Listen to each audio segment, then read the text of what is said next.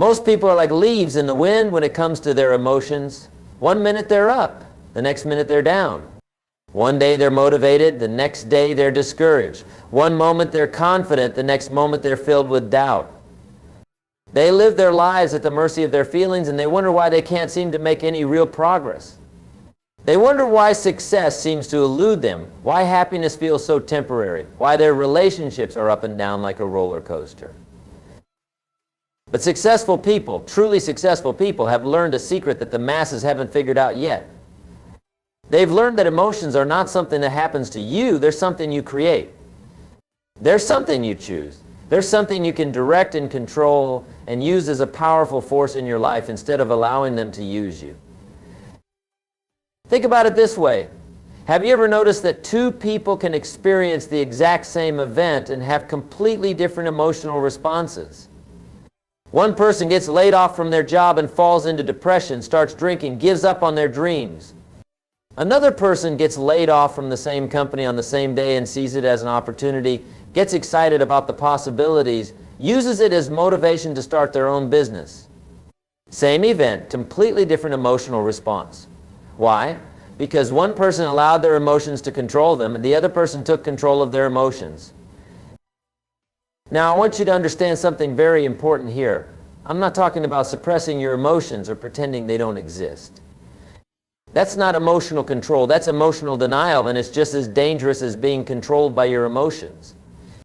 What I'm talking about is something much more sophisticated, much more powerful. I'm talking about emotional intelligence. I'm talking about understanding your emotions, recognizing them, and then choosing how to respond to them. You see, emotions are like fire. Fire can burn down your house, or it can warm your home and cook your food. The difference isn't in the fire itself. The difference is in how you use it. The same is true with emotions. Anger can destroy relationships and ruin careers, or it can fuel the determination that helps you overcome obstacles and achieve great things.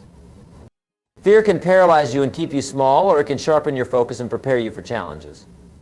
Love can make you weak and dependent, or it can give you the strength to move mountains. The key is learning to be the master of your emotions instead of their slave, and like any skill worth having, this takes practice. It takes awareness, it takes discipline. Most people never develop this skill because they think it's too hard, or they don't believe it's possible, or they're too busy reacting to life to step back and take control. But let me tell you what happens when you do develop this skill. When you learn to control your emotions, you become unstoppable. You become the kind of person who can face any challenge, overcome any obstacle, achieve any goal. You become the kind of person who radiates confidence and attracts success. You become the kind of person others look up to and want to follow. I remember early in my career, I used to let my emotions run wild. If someone criticized me, I'd get angry and defensive. If I faced a setback, I'd get discouraged and want to quit.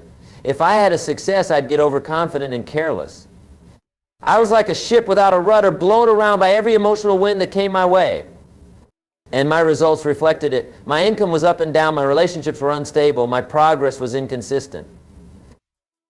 But then I learned something that changed everything.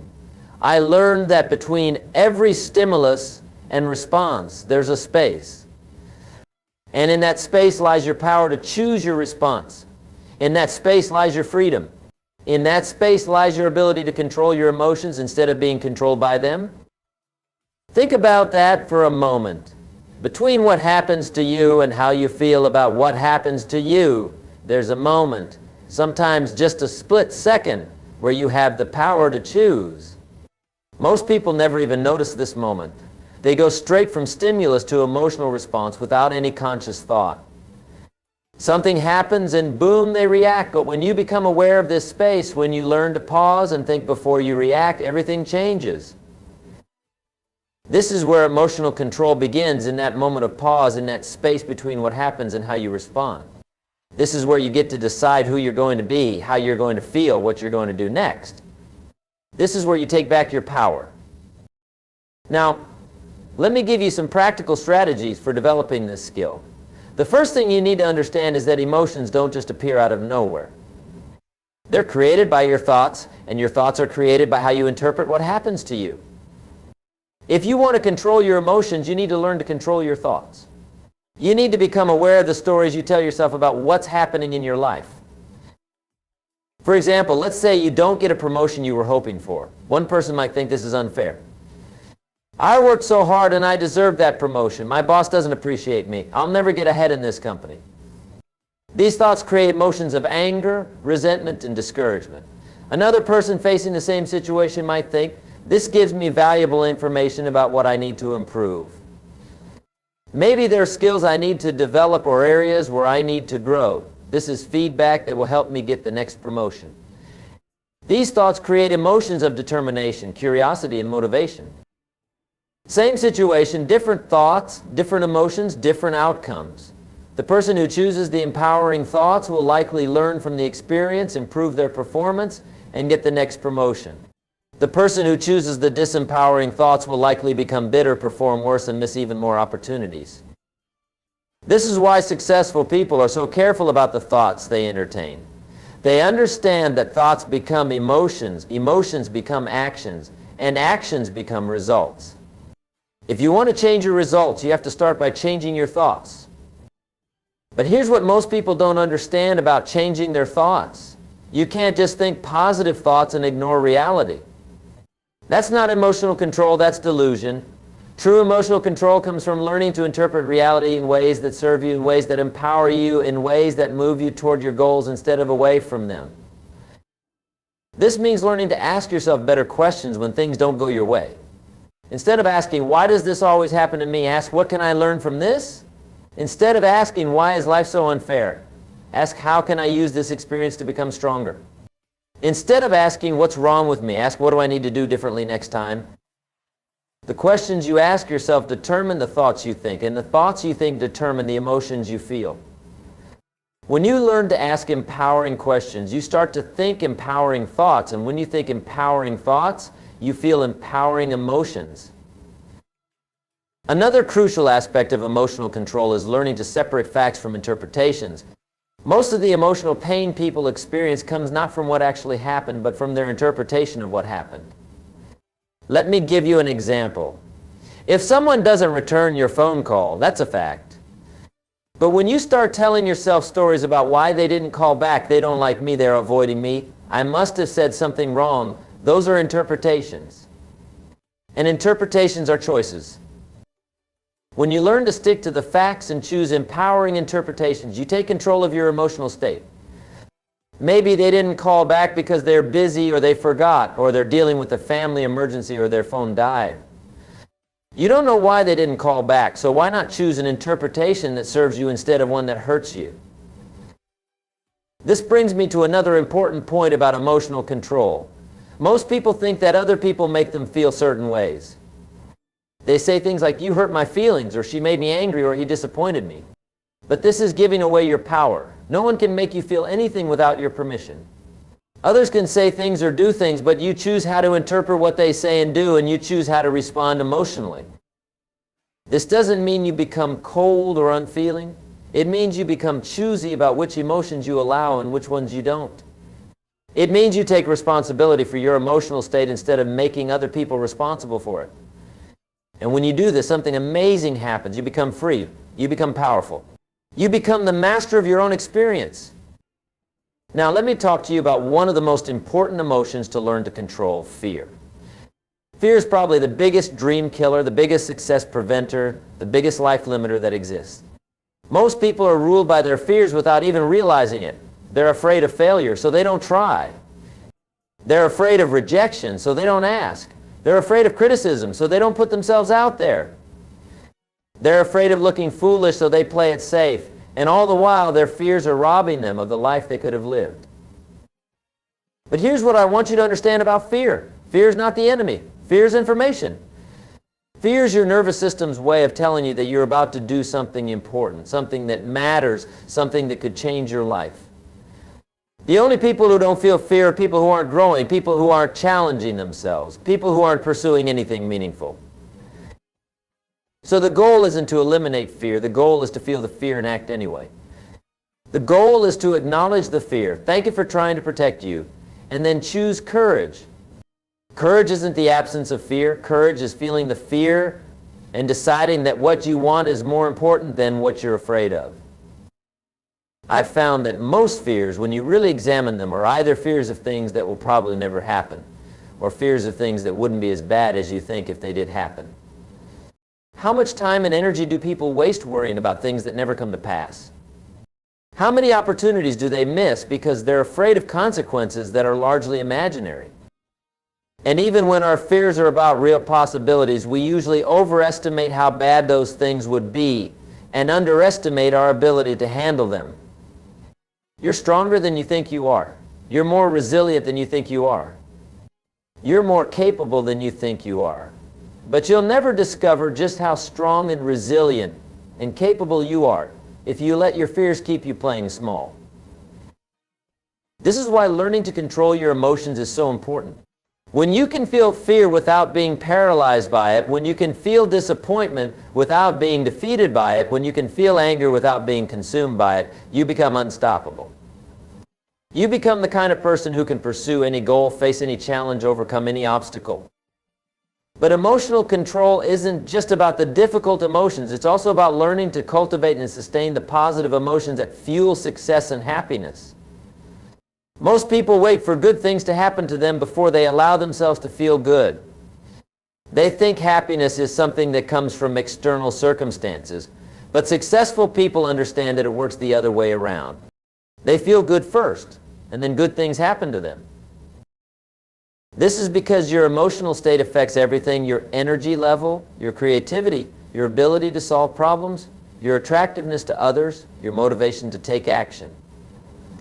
When you're in a positive emotional state, you perform better, you attract better opportunities, you make better decisions. You build better relationships. So part of emotional control is learning to generate positive emotions regardless of your circumstances. This doesn't mean ignoring problems or pretending everything is perfect. It means choosing to focus on what's working in your life, what you're grateful for, what's possible for your future. It means taking responsibility for your own happiness instead of waiting for someone or something else to make you happy. One of the most powerful ways to control your emotions is through the discipline of gratitude. When you make it a habit to focus on what you're thankful for, you literally rewire your brain to notice more of the good things in your life. You shift your emotional set point from scarcity to abundance, from fear to faith, from negativity to positivity.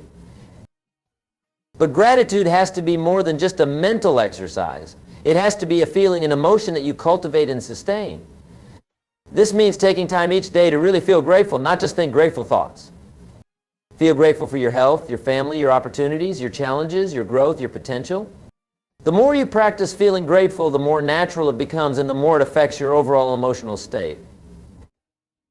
Another powerful emotion to learn to cultivate is enthusiasm. Enthusiasm is like a magnet. It attracts opportunities, people, resources, ideas. When you're enthusiastic about your goals, about your work, about your life, others want to be around you. They want to help you. They want to do business with you. Enthusiasm is contagious, and it's one of the most attractive qualities a person can have. But enthusiasm, like all emotions, is a choice. You don't wait to feel enthusiastic. You choose to be enthusiastic. You find reasons to be excited about what you're doing when what you're doing isn't particularly exciting. You focus on the potential, on the possibilities, on the growth that's happening even when you can't see immediate results. This brings me to another crucial aspect of emotional control, learning to delay gratification. Most people are slaves to their immediate emotional impulses. They want to feel good right now, so they eat the donut instead of sticking to their diet. They want to avoid discomfort right now, so they skip the workout. They want to have fun right now, so they watch TV instead of working on their goals. But successful people understand that sometimes you have to feel bad in the short term to feel good in the long term. Sometimes you have to be uncomfortable now to be comfortable later. Sometimes you have to sacrifice immediate pleasure for long-term satisfaction. This is emotional maturity, the ability to endure short-term emotional discomfort for long-term emotional fulfillment. It's the ability to do what needs to be done regardless of how you feel about doing it. It's the ability to stay committed to your goals even when your emotions are telling you to quit. Most people make decisions based on how they feel in the moment. If they feel like exercising, they exercise. If they don't feel like exercising, they don't exercise. If they feel like being productive, they're productive. If they don't feel like being productive, they're not productive. But this approach to life will never lead to long-term success because feelings are temporary and constantly changing. Successful people make decisions based on their commitments, not their feelings. They do what they said they would do regardless of how they feel about doing it. They understand that discipline is really just emotional control in action. It's the ability to feel one way and act another way. It's the ability to feel like quitting and keep going anyway. Now, let me address something that often confuses people about emotional control. Some people think that controlling your emotions means becoming a robot, becoming emotionless, losing your passion and spontaneity. But that's not what emotional control is about at all. Emotional control is about becoming more fully human, not less human. It's about experiencing your emotions fully while choosing how to express them and act on them. When you have emotional control, you can feel deeply without being overwhelmed. You can be passionate without being reckless. You can be sensitive without being fragile. You can care deeply about things without being attached to outcomes. You become more emotionally available, not less, because you're not constantly being hijacked by your emotions. This is particularly important in relationships. Most relationship problems stem from poor emotional control. People say things they don't mean when they're angry. They make promises they can't keep when they're in love. They make decisions they regret when they're hurt or scared. But when you learn to control your emotions, you can love more deeply, communicate more clearly, and build stronger, more lasting relationships. In business, emotional control is equally important. The marketplace is emotional, but business decisions should be logical. The customer may be driven by emotions, but the business owner needs to be driven by principles and strategies. When you can stay calm under pressure, think clearly in crisis, and make rational decisions when others are panicking, you have a tremendous advantage. I've seen people ruin their careers because they couldn't control their temper. I've seen people miss opportunities because they couldn't control their fear. I've seen people destroy relationships because they couldn't control their jealousy or insecurity. And I've seen people fail to achieve their dreams because they couldn't control their need for immediate gratification. But I've also seen people achieve extraordinary things because they learned to master their emotions. I've seen people overcome incredible odds because they could stay positive in the face of adversity. I've seen people build amazing businesses because they could stay focused despite setbacks. I've seen people create beautiful relationships because they could love without attachment and communicate without defensiveness. The difference between these two groups of people isn't talent or luck or circumstances. The difference is emotional control. The difference is the decision to take responsibility for their emotional state instead of being a victim of it. Now, you might be wondering how to develop this skill. How do you learn to control your emotions when you've been controlled by them for so long? How do you change patterns that have been part of your life for years or even decades? The answer is the same as it is for developing any skill, practice.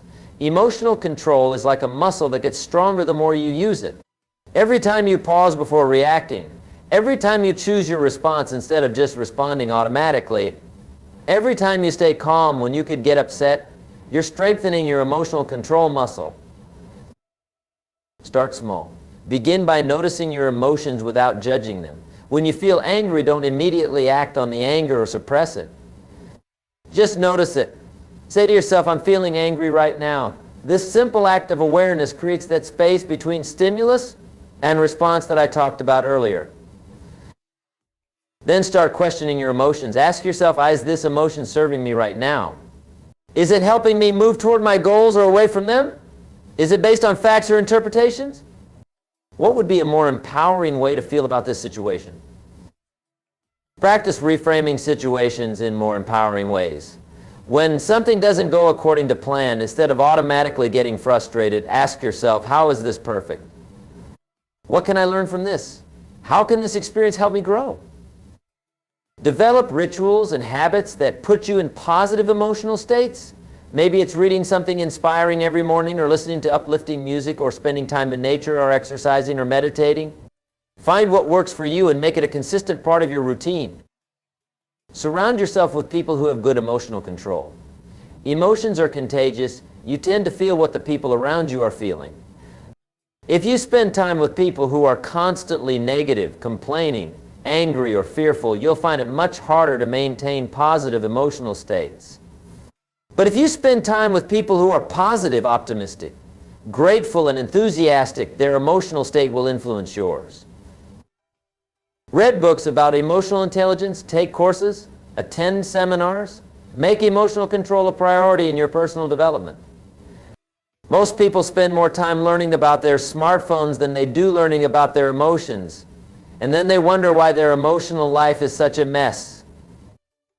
Practice meditation or mindfulness. These practices help you become more aware of your thoughts and emotions without being controlled by them. They help you develop the ability to observe your inner experience with detachment and choose your responses more consciously.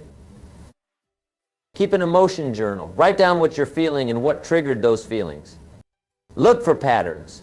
Notice which situations tend to trigger certain emotions. The more aware you become of your emotional patterns, the easier it becomes to change them. Set emotional goals just like you would set financial or health goals.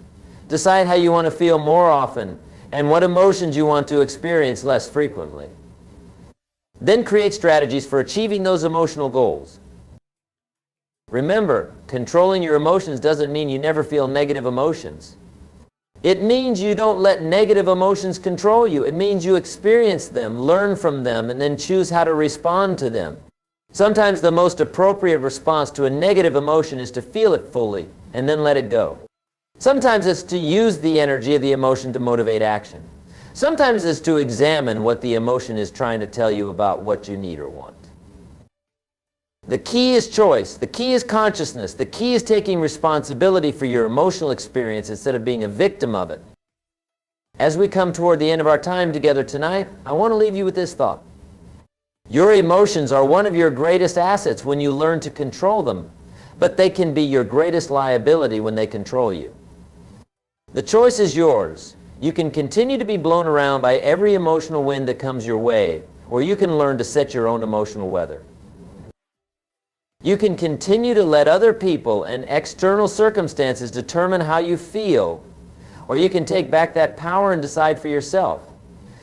You can continue to be a slave to your moods and impulses, or you can become the master of your emotional destiny. The skills I've talked about tonight aren't just nice ideas. They're practical tools that can transform your life. But like any tools, they only work if you use them.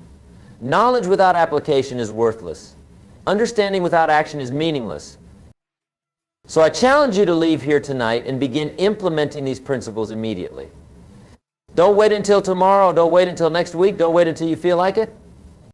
Start tonight. Start right now. Begin taking control of your emotions and watch how quickly your life begins to change. Because when you master your emotions, you master your life. When you control your inner world, you gain the power to influence your outer world. When you become the CEO of your emotional state, you become unstoppable in the pursuit of your dreams and goals. The life you want is waiting for you on the other side of emotional control. The success you desire, the relationships you crave, the happiness you seek, they're all available to you when you learn to be the master of your emotions instead of their slave. Thank you for your attention tonight. Now go out there and take control of your emotions, take control of your life, and create the extraordinary future that you deserve.